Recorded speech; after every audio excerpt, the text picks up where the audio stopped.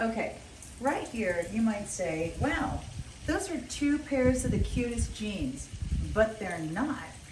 This is reversible.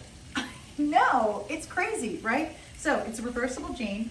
It's gonna be a really, really cool, low contrast python on one side and then a beautiful solid on the other. I love this color, P.S. and by the way. I call it like a taupey gray, they call it sand, whatever you wanna call it. And so what you're gonna have is, on both sides, the front is going to be the look of a pocket, but it's an illusion. Then you have your coin pocket on one side. You have the button and fly. And if you reverse it, it's gonna be the solid inside. It has the real pockets in the back. It has the belt loops around with the double belt loop in the back, which I absolutely love. Now, when you get it, you're gonna see that they actually fold it up kind of at the bottom to make it a little bit shorter. We went ahead and made these longer because I was gonna wear it with my ankle boots. I think it's kind of a summer-winter thing too. Like I like them longer in the winter and shorter in the summer, and these will be perfect. Lots of stretch, order true to size, but lots of stretch. And how great is this color?